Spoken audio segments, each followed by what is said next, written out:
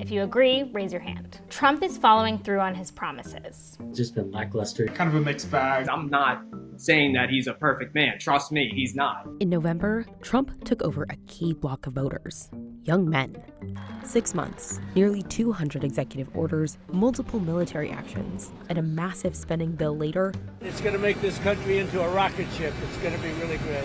We checked in with 6 of these voters. Hi, everybody. I'm excited to have this conversation. To find out what they think of his job so far. On day one, I will launch the largest deportation program in American history.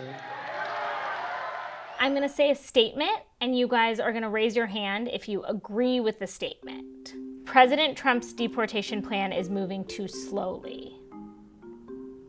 Let's start with the people who agree. Immigration, he was going to be like, bam, bam, bam. But it's kind of like going a little slow and I feel like we're getting just enough to be satisfied. He hasn't even beaten Obama with deportations so far that I know of. He made an exception for agricultural workers. It's like, okay, well, that's kind of a big section of the population there. I mean, I feel a little differently. I feel like the border is arguably the number one thing that he's held his promise on. He talked about the deportation numbers, and I get it. It didn't surpass Obama. But in terms of trying to solve the problem, trying to stop people from coming in that aren't coming here the right way or legally, right? So that on that hand, I think that he has been, fulfilling his promise. There should be an easier process for immigrants to enter or work in the country legally. I understand that illegal immigration is what he campaigned on, but he did promise in a lot of his speeches that he would look into the issues of H-1B visas and green cards. What I want to do and what I will do is you graduate from a college, I think you should get automatically as part of your diploma a green card. That was something that really made me inclined towards Trump, and the lack of accountability and the lack of clear messaging regarding that topic is also making me frustrated on how I see that Trump isn't delivering on that promise. My dad is Mexican, and I've got a lot of Mexican family. And he came over illegally, but then he self-deported. He's trying to get his green card to come back. And no one is working on that because it's going to be like a decades-long process. And we're like, what's the point? He has taken some action. I know it's not a lot or stuff that we'd like to see. But the main issue and the main problem of what we were originally running on is that there was a flood of people who came in illegally, right? And the past administration just didn't really care about it. In order to have a civilized country, in order to have a country, we have to have borders, we have to have, law and order. And we're going to end these endless wars, they never separate. I am happy with the president's approach to foreign policy. He's been trying on the war in Ukraine. I mean, obviously he's got a big mouth. He says, it's going to be solved in the first week that I'm here. I will settle the war in Ukraine before I even take office. I'll settle it as president-elect. We all know it's not going to end in the first week of your presidency, not even in the first 7 to 8 months of your presidency, but he did end the war with Iran and Israel. The statement that Trump solved the issue, I wouldn't agree on that. We did know that Israel was going to attack Iran. And the fact that we didn't do anything to stop them is something that I find quite hypocritical. The U.S. did not need to strike Iran. I was against it at first because I thought that bombing them would lead to an all-out war. But I think what we did with that was sufficient enough because I think Iran having nuclear bombs isn't good for anybody. I don't think we should have bombed them. I feel like things could have been a bit more diplomatic in a sense. I know Iran doesn't really like America a whole ton, but to say that as soon as they get a nuke, they're going to blow us up. We have defenses, and that's also just like the worst case scenario ever. I just don't think that would be super plausible in a sense. Jaden, they want us dead. I'm sorry. So my question is, why do you think they want us dead? So I think it's very easy to make statements like this, but we don't understand the history of why Iran is acting antagonistic towards America and what actions. It's not necessarily about just understanding the history behind it. It's about what they openly say. You know what I'm saying? They chant down the streets. I mean, there's videos all over the place of death to America. I just would have preferred if there was some sort of way to talk it out rather than absolutely curb stomping them, Because I feel like if any of us were curb stomped, we'd be a little salty. And if you don't want an enemy that wants to nuke you to be salty.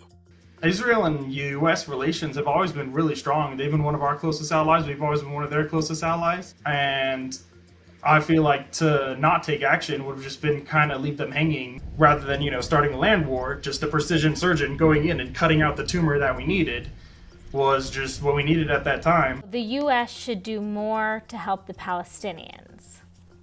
Some of the things that Israel has done to Palestine and to Gaza in general have been, pretty unspeakable. I think that I saw the statistic that they've, killed 2% of Gaza's population. Now, I obviously don't think we should send weapons to Palestine at all.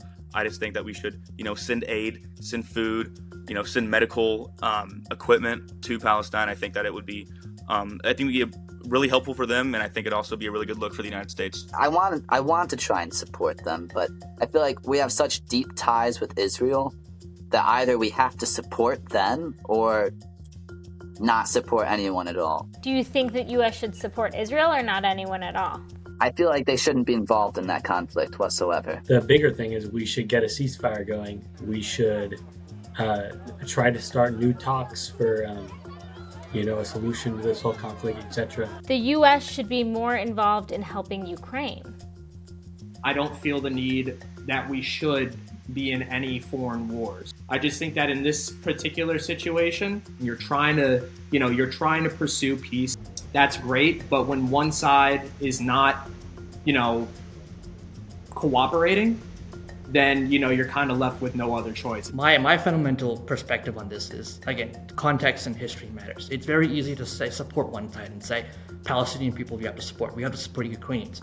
But why is Russia attacking Ukraine? If we don't understand these regions and we try to malign one group, that poses a problem, because then that will lead to these groups that the U.S. is fundamentally antagonistic towards. They will not engage in negotiation. Would you declassify the Epstein files?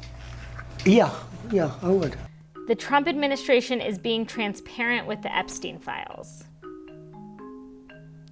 I think maybe that he's covering up something, not necessarily that President Trump is in the Epstein files, because I feel like if he was, that would have came out a long time ago to, destroy his campaign. I want him to be at least some semblance of honest, or at least lie better, because this is just a disgrace, in my opinion, in just every way. We're going to make America affordable again. We're going to get those prices down. We're going to get them down quickly. I feel optimistic about my economic future. Yeah, I think it's going to be okay. I don't think it's going to be... obviously the housing bubble is pretty terrible. I don't think any of us are going to own a house until it pops. But in terms of general, just like what the government has control of, I feel like we're heading in the right direction. I think one thing that I always like to look at is when my parents bought this house that I've always lived in 2001, the average household income was $30,000 less than it is now. But if you look at the home cost, it was actually $250,000 less than it is now. Obviously, Moses was saying that, we got to wait for the house bubble to pop. But you look at that difference, and it's hard to be optimistic looking at your future. Do you guys feel that anything Trump is doing is helping you work towards that goal or hurting you? I know he mentioned something during his campaign about housing interests. So interest rates is probably what he's talking. Trump is interest rates. Yes, interest rates. Yes. That's actually not done by Trump. That's the Federal Reserve, and that is based on a number of factors, including inflation. Trump did appoint Jerome Powell to the position. I would say Trump's influence does impact a lot of departments, and that influence is what makes me hopeful that my economic future will be prosperous under his regime. Who the president is has some effect, and especially with specific things like the tariffs. But overall, the economy moves on its own. I don't think you can blame Trump or not blame Trump for anything that's happening yet. We will stop wasteful spending and big government special interest giveaways and finally stand up for the American taxpayer, which hasn't happened since I was president. We stood up. DOGE and Elon Musk effectively cut down government waste. It definitely helped us with awareness and knowing that there were some areas that we were kind of just throwing money around. I think DOGE was a great thing. And I think they should continue their efforts. I think Trump should do a better job at cutting down at the deficit. I know he's been trying, but you can argue that, the bill recently passed, didn't help that much at all. They did do a lot of good things. It just wasn't enough. It was just a drop in the bucket. I think Elon Musk got rid of a lot, and there's probably more. But that's not a large portion of the budget. A large portion of the budget is doing stuff, and people are going to have arguments as to why we should have it. But you need to make the hard decisions and cut them, which nobody wants to do. People just don't understand that the comfortable and cushy life that we live here in America, regardless of your status, whether you're poor, broke, or rich, we still live at a point of privilege where the government can take care of us. Yeah, but people don't understand that, and that's why no one wants to cut anything. I think the big problem is politicians get elected on promising people things. They don't get elected on cutting things as much as we want them to. So it's a democratic system. I'm going to give you money and you money. And that's how you get votes, Atticus. That's how you get votes. You start giving money out. If you give money out, you pay somebody $100, they'll vote for you. If the election were to happen today, knowing what I know now, I would change my vote. Jathan, not to call you out, because you disagreed with so many, not everything, but many things he's done. But you're saying overall, because you've heard from these guys, because of the things they like, and also they didn't like everything, you're like, I'm glad I voted how I did. Before I met my colleagues here, I would have definitely not voted for Trump. I would have stayed neutral and voted for an independent candidate. But I think after hearing my colleagues talk about why they support Trump and their reasons and their plans for America, I'm starting to feel a bit more confident about the silent majority, as we could call it, or the young adults who supported Trump. I still think he's trying his best, and I think he is doing much better job than what Kamala Harris would have done if she were to become president. It is totally 1,000% okay to scrutinize the president, especially the president that you voted for, to scrutinize him and criticize him.